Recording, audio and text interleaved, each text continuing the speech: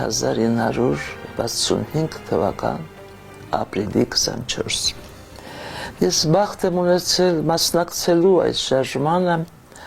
ոչ միայն նրանով, որ քայլել եմ 65 թվականի ապրիլ 24-ի առավոտից մինչև երեկո փողոց ելած բազմության երիտասարդների, ծերերի, անցյալ եղերնը վերապրողների հետ, այլև ինքս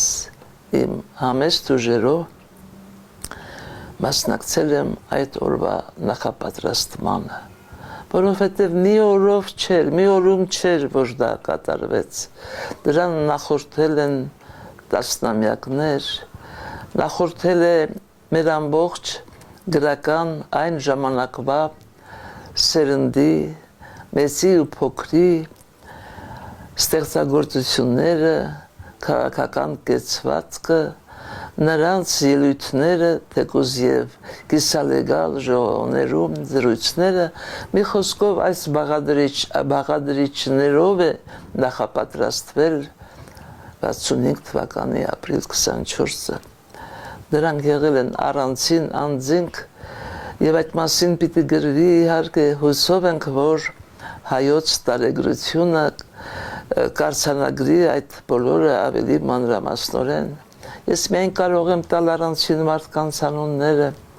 օրինակ Հրաչյա Քոչարի գործունեությունը, որը ցավոք սրտի հիմա անտեսվում է իր վիթխարի անհատականությամբ, իր նվիրվածությամբ, հայրենասիրական իր ներքին աշխարհով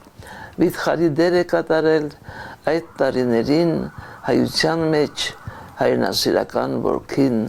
վերազարթնեցնելու համար, թեկուզ նրա սպիտակ գիրքը, դրան միացած նաև մյուս բանաստեղծների Հովհաննես Շիրազի բանաստեղծությունները, Վահագն Դավթյանի եւ իհարկե այդ բոլորի մեջ գլուխգործոց հանդիսացող առաջատար դեր խաղացող Պարուհ Սևակի անլռելի զանգակատունը։